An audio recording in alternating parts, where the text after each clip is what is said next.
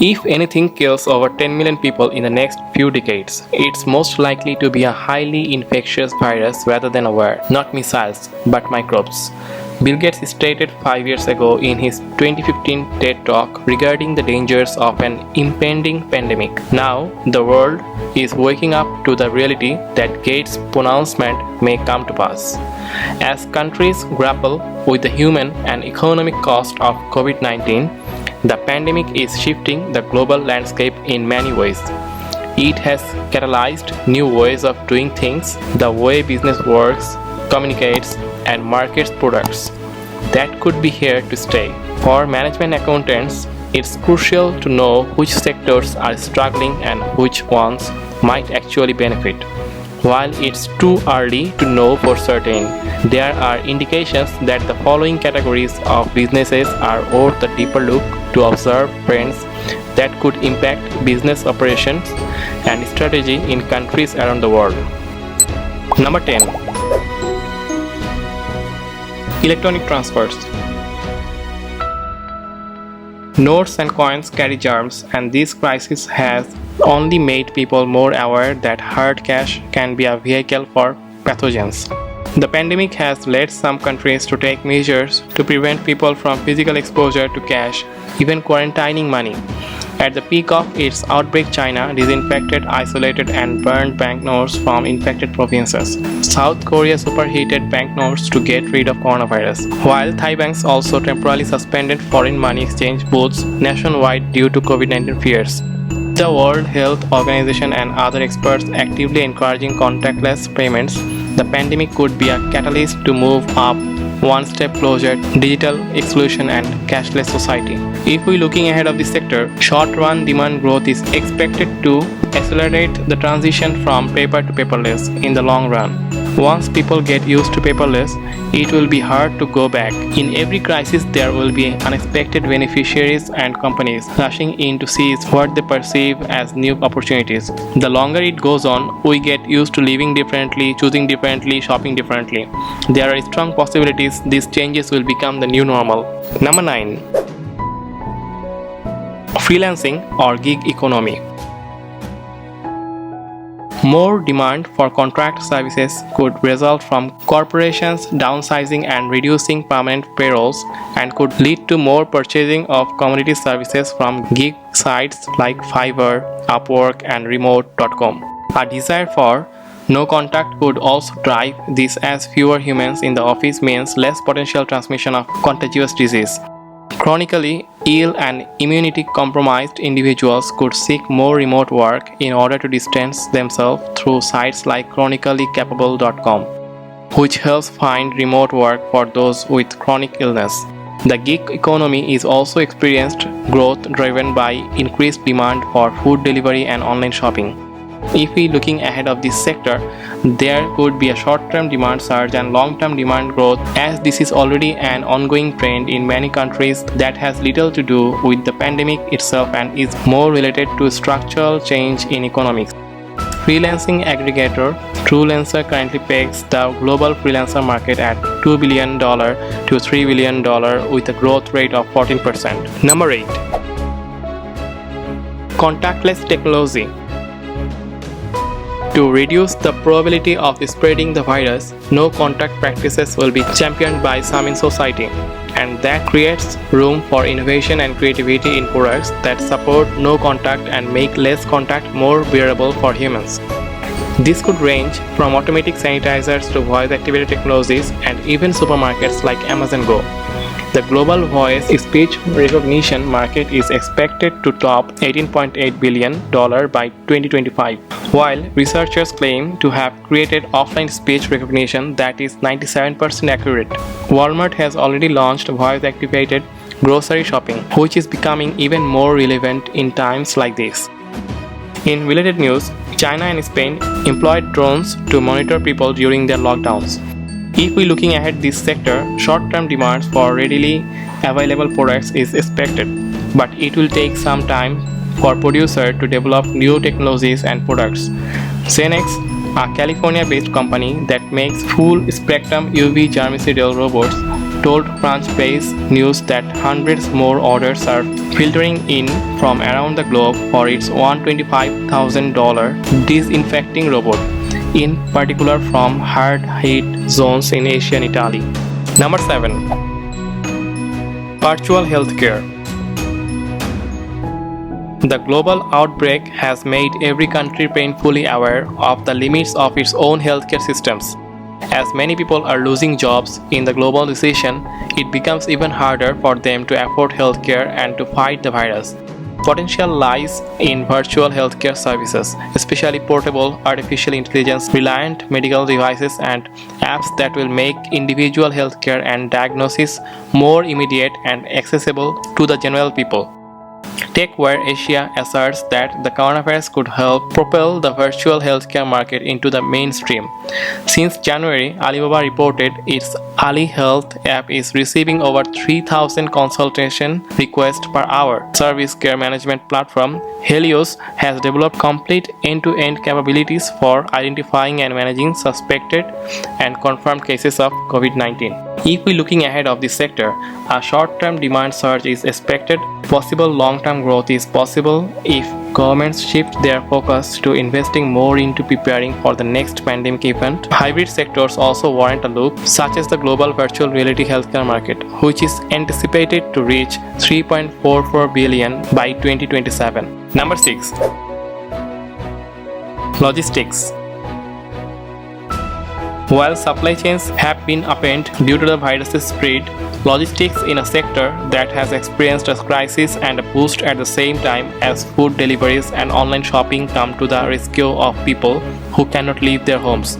It is likely that through this crisis, many companies are being forced to rethink their supply chain and logistics. In the medium term, one of the easiest ways to build more resiliency into supply chain is to resist ideal inventory volumes, which adds to logistics demand. We saw similar pattern in demand following recent trade-driven disruptions such as Brexit. If we're looking ahead of this sector, in the short term, winners include those that can effectively deal with collapsed air freight capacity due to airlines, route suspensions while meeting shipping demand spikes, especially from supermarket suppliers and e-commerce players. Long-term demand will grow as e-commerce continue to grow, and especially if social distancing becomes a widespread practice in society. Number 5. Pharmaceutical and medical devices. The crisis has increased demand in medical supplies and care. No medications or vaccines are yet available for coronavirus, so huge amounts of resources continue to be poured into trying to find vaccines or treatments. For example, Canada alone has budgeted Canadian dollar $192 million, which is actually $136 million in dollar, to develop and mass produce vaccines. If we're looking ahead of this sector, demand will be up in the short term, but also likely in the long run due to society aging in general. Deloitte predicts prescriptions drug sales will reach 1.18 trillion by 2024. There will also be higher activity from medical technology companies. For example, under Beijing's Made in China 2025 initiative, the country wants to increase use of domestically produced medical devices to 70% by 2025. Number 4.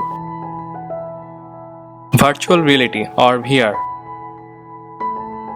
Growth possibilities were already on the horizon for VR, but they could get a boost with so many people looking to improve the quality of their stay-at-home time. Use of VR also will rise from those who move to offer virtual experiences such as museums, art galleries, and historic sites. The Guggenheim, the Sistine Chapel, and the Great Wall of China have joined those offering virtual experiences.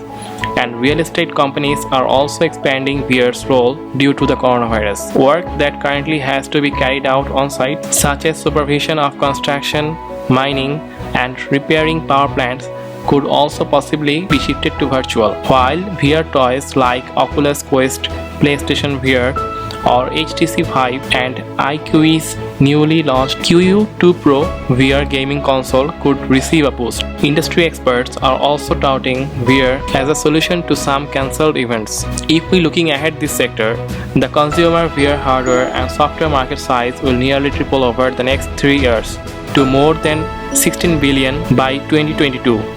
up from 6.2 billion in 2019. According to a Statista projection, short-term demand may be up, but the sector's growth could also be held back by supply chain disruption, as with Apple iPads and Facebook VR headsets, which are now in short supply due to COVID-19. Number 3. Entertainment.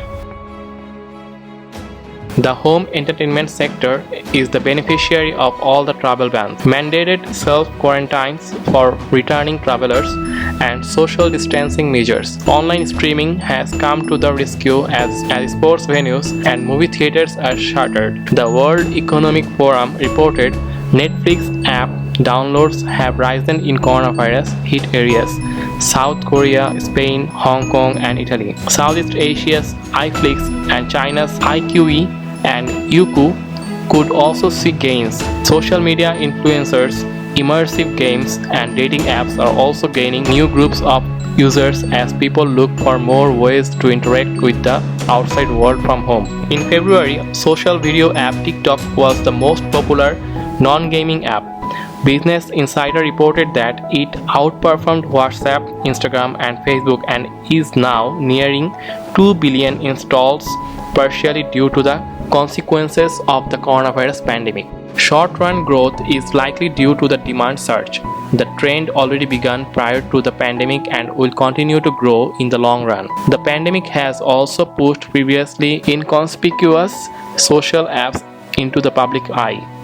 TechCrunch reported group video chat app Houseparty, which wasn't even in the top 1500 apps a month ago for Italy, is now the number one social app for the lockdown country and second only to Zoom. Number 2.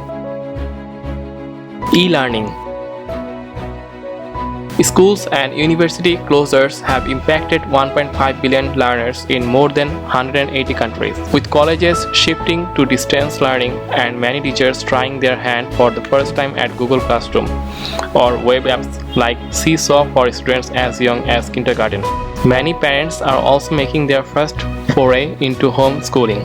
Meanwhile, massive open online courses, MOOCs, and webinars are seeing renewed interest amongst adults and business owners around the world as they seek answers about self-development and how to survive financially in order to create a stream of income and side jobs to pull them through the crisis. Coursera offered support by making its entire course catalog free for universities worldwide. Expect a short-term demand surge as schools are closed but classes aren't. This trend also could continue in the long run for both on-site and off-site learning as e-learning technologies continue to advance. For example, a Times Higher Education article titled "Will the Coronavirus Make Online Education Go Viral?" stated that in India alone, industry experts predict 10 million additional enrollments by 2021. Number 1. Remote working tools and software. With governments implementing more serious measures such as full or partial lockdowns and businesses struggling to find ways to maintain adequate levels of productivity, many are turning to remote working apps and software. Even as many other tech companies fell in value, Zoom's shares rose as the pandemic spread. Microsoft Teams reached 44 million users, a 37% gain equivalent to Slack's total number of users in just 1 week. This sector could benefit even more in the long run as businesses prepare for the next epidemic. Zoom alone saw 109% download growth. Many businesses are making their first moves into remote work and gravitating towards the biggest players, like Zoom or Microsoft. Randy Nelson, head of mobile insight at Sensor Tower, told Bloomberg News. Thank you for watching. Don't forget to like, comment, and subscribe.